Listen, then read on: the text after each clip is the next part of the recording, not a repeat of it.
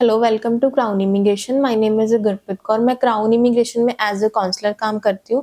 मेरे पास स्टूडेंट के बहुत सारे क्वेश्चंस हैं जो मैं आज अपने डायरेक्टर सर से डिस्कस करूँगी।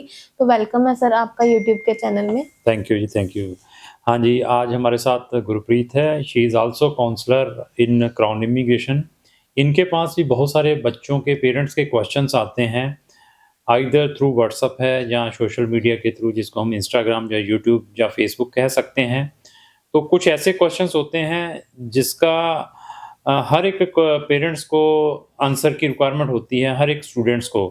तो ये जो हमारी काउंसलर है, ये वहाँ से क्वेश्चंस निकालते हैं और कहते हैं कि सर इसके ऊपर वीडियो ज़रूर बनाई जाए, इसके आंसर्स हम इस एफएक्यू जो हमने ये एपिसोड स्टार्ट किया है, इसके थ्रू आप तक लेकर आए जाएँ। तो ऐसा है कि इस टाइप की जो बहुत सारी वीडियोज़ हम लगातार अपनी काउंसलर के साथ बना रहे हैं और इवन इसकी हमने एक डेडिकेटेड प्लेलिस्ट बनाई हुई है। अगर आपने ऐसे बहुत सारे एपिसोड्स देखने हैं, उन वीडियोज़ में जाकर, उन प्लेलिस्ट में जाकर देख सकते हैं। क्राउन इमिग्रेशन को अप्रॉक्स 100 कंट्रीज़ का एक्सपीरियंस है, जहाँ पर हम बच्चों को हायर स्टडीज़ के लिए भेजते हैं। इवन हर एक एस्पेक्ट्स को हम चेक करते हैं बिफोर टेकिंग द केस। उसकी एकेडमिक, उसके फिनांसेस और इवन उसकी परसेंटेज कैसी है और इवन प्रीवियसली रिफ्यूज्ड है, सिंगल जा रहा है। इन सब को एनालाइज़ करने के बाद ही हम डिसीजंस देते हैं, बच्चे के लिए सबसे बढ़िया ऑप्शंस क्या है। तो मैडम अभी वन बाय वन आप क्वेश्चन पूछिए जो बच्चे या पेरेंट्स आपसे रूटीन में करते हैं। सर मेरा आपसे क्वेश्चन है कि क्या फॉरेन में स्टडी के साथ स्टूडेंट अपनी ट्यूशन फीस पे कर सकता है, मैनेज कर सकता है? तो बहुत ही इंटरेस्टिंग क्वेश्चन है। हर स्टूडेंट, हर पेरेंट्स पूछता है कि क्या ड्यूरिंग द स्टडी मैं अपनी नेक्स्ट ईयर की फीस मैनेज कर पाऊँगा या नहीं? ऐसा है आज की डेट में 90% से आप 90-95% लेकर चलें कि स्टूडेंट अपने नेक्स्ट ईयर की फीस मैनेज नहीं कर पाएगा पार्ट टाइम स्टडी के दौरान, क्योंकि बहुत सारी कंट्रीज़ में बच्चों को ये लगता है कि वो जाते ही काम करेगा, काम करने के दौरान वो अपनी फीसें मैनेज कर लेगा, जहाँ की 9-9 10-10 लाख की फीस है। इवन 4-4 5-5 लाख वाली भी कंट्रीज़ हैं। तो मैं हर एक स्टूडेंट और पेरेंट्स से यही कहना चाहूँगा, अगर आपने अपने बच्चे को किसी भी कंट्री में भेजना है, लाइक अगर आप इंडिया में भी अपना कोई बिज़नेस स्टार्ट करते हैं या कोई जॉब भी स्टार्ट करते हैं, पहले 2-3 महीने बच्चे का दिल नहीं लगता जॉब में भी। इवन बिज़नेस स्टार्ट करते हैं तो आपको एटलीस्ट 1 से 2 साल सैक्रिफाइस करने पड़ते हैं, विदाउट एनी प्रॉफ़िट चलना पड़ता है। इसी तरीके से आपने फ़ॉरेन की भी आपने इन्वेस्टमेंट की है, बच्चे को फ़ॉरेन में भेजा है और आप बच्चे को तभी भेजें कि आप अपने बच्चे को, अगर वो आइदर बैचलर या मास्टर करने के लिए जा रहा है, तो उसको आप वो ट्यूशन फ़ीसें इंडिया से ही भेजेंगे। क्योंकि फ़ॉरेन में जॉब्स ईज़ी नहीं है, अगर जो जॉब मिलेंगी वो ऑड जॉब्स मिलेंगी और पार्ट टाइम में वर्किंग राइट्स बहुत कम हैं, अगर मिलती भी है, उसमें बच्चा सिर्फ़ अपने खाने-पीने और रहने के पैसे मैनेज कर सकता है, लेकिन फ़ॉरेन में मतलब आज की डेट में ट्यूशन फ़ीसेस मैनेज करना बहुत डिफ़िकल्ट है। Next month. सर फॉरेन में स्टूडेंट किस टाइप की जॉब कर सकते हैं? ये भी बहुत ही इंटरेस्टिंग क्वेश्चन है। अभी क्वेश्चन क्या है कि फ़ॉरेन में बच्चा किस टाइप की जॉब्स करता है जब वो जाता है।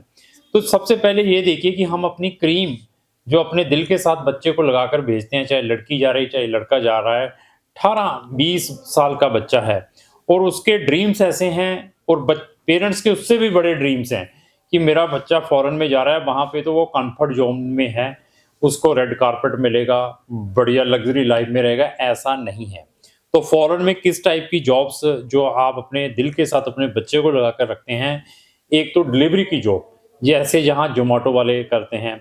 दूसरा क्लीनिंग की जॉब, आपको हाउस क्लीनिंग की जॉब्स मिल सकती हैं, घरों में सफाई की, होटलों में सफाई की। सिक्योरिटी की जॉब्स हैं, ड्राइविंग की जॉब्स हैं, अगर आपके पास ड्राइविंग का लाइसेंस है, वहाँ जाकर आप पास कर लेते हैं। और इवन वहाँ जाने के बाद फार्मिंग, जो फार्म हाउस है वहाँ पर कोई जॉब्स मिल सकती हैं। ऐसे और जॉब्स जहाँ रेस्टोरेंटों में, जहाँ वो बड़े-बड़े मॉल हैं, वहाँ पर कोई पैकिंग टाइप की जॉब्स, इस टाइप के पार्ट टाइम जॉब्स बच्चे को वहाँ पर मिलते हैं। Next question. सर अगर किसी स्टूडेंट के पास स्टडी वीज़ा के लिए फंड्स नहीं है तो उसे कैसे शो कर सकते हैं? तो ये भी बहुत सारे 70 से 80% पेरेंट्स और बच्चों के पास यही प्रॉब्लम है। कहता है कि मैंने फ़ॉरेन जाना है कि सर फंड्स तो हमारे पास घर में पड़े नहीं हुए हैं, ना 15 लाख ना 20 लाख उनको कैसे मैनेज किया जा सकता है। तो this is very interesting question है हर स्टूडेंट, हर पेरेंट्स के लिए। और क्राउन इमिग्रेशन को 100 कंट्रीज का अप्रॉक्स एक्सपीरियंस है। We know funds management for specific country की, उसमें अपने फंड्स कैसे एलेबोरेट करने अगर आपके पास नहीं है। तो सबसे पहले बच्चा यही सोचता है कि क्यों ना मैं स्टडी लोन ले लूं। तो स्टडी लोन के भी ऑप्शंस हैं, विद कोलेटरल है, विदाउट कोलेटरल है, दैट इज पॉसिबल। लेकिन आपके पास आपके सोर्सेस तो होने चाहिए कि आप फंड्स कहाँ से आप के सोर्स ऑफ इनकम है, कहाँ से आप रीपेमेंट करेंगे। एक तो ओरिजिनल ये हो सकता है आपका स्टडी लोन। उसके बाद अगर आपके पास कोलेटरल है, आइदर वो फिक्स डिपॉजिट है, आइदर कोई प्रॉपर्टी है, उसके अगेंस्ट भी लोन मिल सकता है, उसके थ्रू भी जा सकते हैं। तीसरा क्या है कि अगर आपके पास ये दोनों चीजें नहीं है तो आपका कोई भी फ्रेंड, रिलेटिव, रिश्तेदार, भाई बहन, दादा दादी कोई भी है तो वो फंड भी एक्सेप्टेबल है। बट कंडीशन क्या है कि वो फंड्स स्टूडेंट के अकाउंट में या पेरेंट्स के अकाउंट्स में होने चाहिए, डिपेंड ऑन कंट्रीज। कौन सी कंट्रीज में ऐसे funds, third party fund acceptable है, वो भी हम स्टूडेंट की प्रोफाइल देखने के बाद, चेक करने के बाद बताते हैं। और वो भी आपके पास नहीं है तो फिर आपके पास थर्ड पार्टी है जो आपको फंड आपको ऑन इंटरेस्ट प्रोवाइड करती हैं कि अगर आपने फंड्स दिखाने हैं उनका दे आर टेकिंग के लमसम ले सकते हैं, जहां आपको पर मंथ ले सकते हैं। उसके थ्रू भी आप कुछ कंट्रीज में दैट इज एक्सेप्टेबल, उसके थ्रू भी दिखा सकते हैं। ऐसे बहुत सारे वे हैं जिसके थ्रू बच्चा अपने फंड्स दिखा सकता है, बट डिपेंड है आप कौन सी कंट्री में जा रहे हैं। तो वो ही बता पाएगा जिसको हर एक कंट्रीज के बारे में नॉलेज है। अभी मेरे पास आ गए सर कि सर मैंने जाना है जर्मनी, तो जर्मनी में ब्लॉक्ड अकाउंट की रिक्वायरमेंट है, तो फंड आपको पहले ही वहां ट्रांसफर करने पड़ेंगे। तो दे आर नॉट बॉदर्ड कि आपके फंड आपको किसने दिए, लेकिन वो फंड आपको जर्मनी के अकाउंट में दिखाने पड़ते हैं।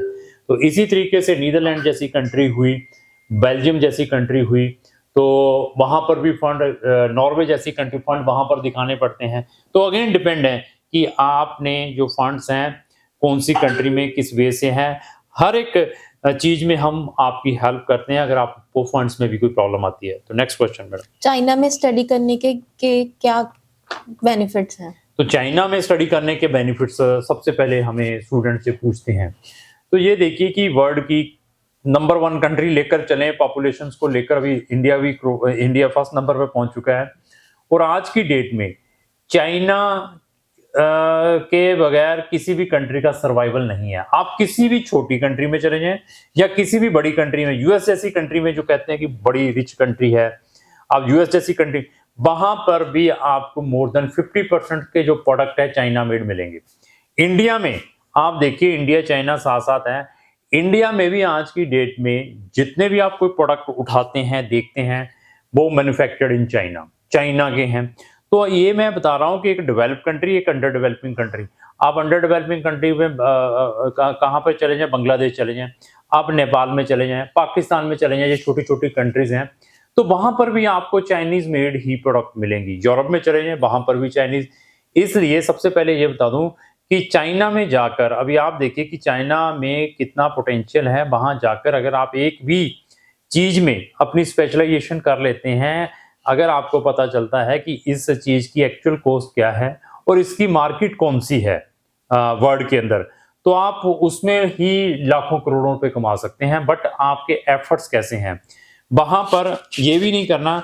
तो वहां से जो हम चीजों को लॉजिस्टिक के थ्रू डिफरेंट कंट्रीज में भेजते हैं, अगर उसके बारे में भी आप ज्ञान ले लेते हैं ना, तो उसके थ्रू भी आप लाखों रुपए कमा सकते हैं। ये तो मैंने एक थोड़ी सी चीज बताई है। इसके अलावा चाइना में आपको फ्री स्टडी मिलेगी। तो आप ये देखिए कि यहाँ पर आपको फ्री स्टडी मिल रही है। अगर आपकी प्रोफाइल अच्छी है तो आप कुछ लर्न करके आएंगे, तो वहां जाते हैं और वर्ल्ड की सारी कंट्रीज वहां पर हैं। कहां पर? चाइना के अंदर। और चाइनी गवर्नमेंट स्कॉलरशिप भी डिफरेंट टाइप के प्रोवाइड करती है। चाइना में नंबर ऑफ बेनिफिट्स हैं, बट मुझे चाइना अच्छा लगता है, उसको चाइना अच्छा नहीं लगता, डिपेंड आपके ऊपर। हर पर्सन का अपना अपना टेस्ट है। बट मेरे एक्सपीरियंस के अकॉर्डिंग जो बच्चे इकोनॉमिकल वीकर हैं, जो लाइफ में कुछ करना चाहते हैं, इवन फाइनेंशियल बहुत साउंड है, वो कहते हैं कि हम और पैसा बनाना चाहते हैं, इन दोनों के लिए that is the good destination है। वहां पर आप एक इंटरनेशनल एक्सपीरियंस लेकर आएंगे। क्यों? क्योंकि वहां पर आपको हर एक कंट्री का पर्सन मिल सकता है। जो वहां से सामान को या प्रोडक्ट को वहां से इंपोर्ट करवाता है। तो इन चीज़ों को आप वहां जाकर लर्न करें तो आप बहुत सारे बेनिफिट ले सकते हैं। ऐसे बहुत सारे बेनिफिट हैं। इससे रिलेटेड एक मेरी डेडिकेटेड वीडियो भी है, free study in China, benefit for study in China. उसका लिंक भी मैंने डिस्क्रिप्शन बॉक्स में लगाया है, वहां जाकर चाइना की कंप्लीट वीडियो भी जरूर वॉच करें। इवन फंड से रिलेटेड भी मैडम ने मुझसे पूछा था कि बच्चे के पास फंड्स नहीं, फंड कैसे वीजा पर्पस के लिए शो कर सकते हैं, उसकी भी मेरी एक डेडिकेटेड प्लेलिस्ट है, तो उसका लिंक भी मैंने डिस्क्रिप्शन बॉक्स में लगाया। Madam another question. South Korea का वीजा सक्सेस रेट क्या है और D2 D4 वीजा क्या है? बहुत इंटरेस्टिंग क्वेश्चन पूछा है कि वीजा सक्सेस रेट क्या है। तो देखिए, जो वीजा सक्सेस रेट है डिपेंड है साउथ कोरिया में सबसे इंपॉर्टेंट फंड्स। आपका एडमिशन आ चुका है, अगर आपके पास फंड्स प्रॉपर नहीं है और उनके जस्टिफिकेशन नहीं है तो आपको वीजा नहीं मिल पाएगा। अगर आपके फंड्स प्रॉपर हैं, आपके पेरेंट्स की सैलरीज आ रही हैं, सेविंग्स हैं, उसके थ्रू फंड आपने ट्रांसफर किए हैं आपके अकाउंट में, देयर इज नो प्रॉब्लम। ऐसे केसेस को 90% चांसेस हैं। आपके पेरेंट्स बिजनेस कर रहे हैं, उनका करंट अकाउंट है, करंट अकाउंट से उनको सैलरीज या प्रॉफिट आपके फादर के सेविंग अकाउंट में जा रहा है, उसके प्रॉपर बैंक स्टेटमेंट है आपके पास, देन देयर इज नो, उसके साथ में इनकम टैक्स की रिटर्न है, देन 90% चांसेस हैं। 50% चांसेस किनके हैं? 50-50 जिन लोगों के पास फंड्स नहीं हैं साउथ कोरिया के लिए, जो फंड्स थर्ड पार्टी से इंटरेस्ट के ऊपर लेकर शो करते हैं, उनका वीजा सक्सेस रेट सिर्फ 50-50 है। अगर ऐसी हम 10 फाइलें डालें तो 5 या 4 लोगों को ही वीजा मिलेगा। जिनके पास फंड्स प्रॉपर हैं विद जस्टिफिकेशन है, उनका 90% वीजा सक्सेस रेट है। क्वेश्चन आ गया D2 और D4 वीजा क्या है? D2 वीजा जो बच्चे वहां पर डिग्री करने के लिए जाते हैं, बैचलर है, मास्टर है, PhD, तो उनको D4 वीजा मिलता है, D2 वीजा मिलता है। D4 वीजा उनको मिलता है जो वहां पर लैंग्वेज प्रोग्राम करने के लिए जाते हैं, जिन्होंने वहां पर साउथ कोरियन लैंग्वेज सीखनी है। तो जो लैंग्वेज प्रोग्राम करने के लिए जाते हैं तो उनको 9 लाख के फंड दिखाने पड़ते हैं। जिन्होंने वहां पर D2 वीजा लेना है तो उनको अप्रोक्स 15 से 16 लाख के फंड्स दिखाने पड़ते हैं जब आपने अपना ये D2 या D4 वीजा अप्लाई करना हो। Another question madam. आफ्टर +2 के बाद अप्लाई कर सकते हैं MBBS in nursing Germany, Austria और रशिया में? तो बहुत ही इंटरेस्टिंग क्वेश्चन है। पूछा है कि मैं आफ्टर +2 बायो के साथ की हुई है, मैं जर्मनी में, ऑस्ट्रिया में, और कौन सी कंट्री? जर्मनी, ऑस्ट्रिया, रशिया में अपनी MBBS और नर्सिंग कर सकता हूँ। बहुत ही इंटरेस्टिंग क्वेश्चन है। अगर आप अपेयरिंग स्टूडेंट भी हैं 2025 के अपेयरिंग स्टूडेंट्स हैं, आइदर वो बैचलर अपेयरिंग है चाहे आप +2 अपेयरिंग है, अपेयरिंग स्टूडेंट 90% कंट्रीज में अपना एडमिशन अप्लाई कर सकता है जिनका रिजल्ट्स मई में आना है, या मई के एंड में, या जून के फर्स्ट वीक में आना है। Appearing student with predicted score अपने एडमिशंस अप्लाई कर सकते हैं 90% कंट्रीज में। इन्होंने उसके अंदर एक जर्मनी कंट्री लिखा है, जर्मनी में अपेयरिंग स्टूडेंट नहीं चल पाएगा।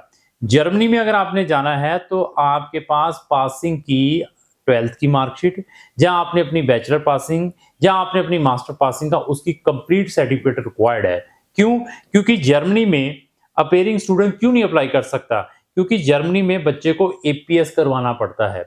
APS तभी मिल पाएगा अगर आपने अपनी स्कूलिंग कंप्लीट की हुई है। अपेयरिंग स्टूडेंट को वो APS नहीं देंगे, वो इनकम्प्लीट करके आपका APS रिजेक्ट कर देंगे।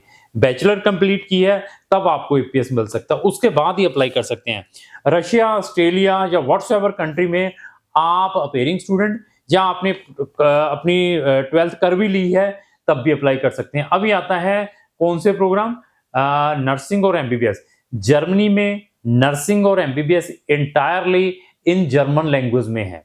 तो सबसे पहले आपको B2 करनी पड़ेगी, 13 साल की स्टडी चाहिए, तभी आप वहां पर आइदर नर्सिंग जहां आप अपना MBBS कर सकते हैं, जो कि उनकी लोकल लैंग्वेज जो टोटली फ्री ऑफ कॉस्ट है। ऑस्ट्रेलिया की जो फीस है MBBS आफ्टर BSc के बाद है, BSc बायो के साथ आप कंप्लीट कर लेते हैं, बायोटेक्नोलॉजी के साथ कंप्लीट कर रहे हैं, उसके बाद है, जिसकी फीस अप्रोक्स 1 साल की 40 लाख रुपए की है, और उसके लिए आपके पास IELTS भी 7.5 बैंड चाहिए और उनका UCAT एग्जाम भी क्लियर करना पड़ेगा। तो इसी तरीके से नर्सिंग की फीस वहां पर 12th के बाद नर्सिंग कर सकते हैं, जिसकी फीस अप्रोक्स 35 लाख, 30 से 35 लाख पर ईयर की है ऑस्ट्रेलिया में। रशिया में MBBS और नर्सिंग विदाउट एनी प्रॉब्लम कर सकते हैं। वहां पर एडमिशन लेना एमबीबीएस और नर्सिंग में इतना इजी है, जहां जैसे कि इंडिया में हम बीकॉम में एडमिशन लेते हैं या बीए में एडमिशन लेते हैं या बीटेक में लवली प्रोफेशनल यूनिवर्सिटी या किसी भी प्राइवेट यूनिवर्सिटी में एडमिशन लेते हैं, इतना ही इजी रशिया में एमबीबीएस और नर्सिंग में इंग्लिश टोट में एडमिशन लेना है। अभी डिपेंड आपके पास ऊपर है कि आपने जो अपना प्रोसेस है किसके थ्रू अप्लाई करना है। Madam any question? Done sir. तो ये क्वेश्चंस थे हमारे। अगर आपका भी कोई क्वेश्चन है तो हमें कमेंट्स बॉक्स में छोड़ें, तो उसकी रिप्लाई हम नेक्स्ट वीडियो में करेंगे। थैंक यू मैडम, धन्यवाद।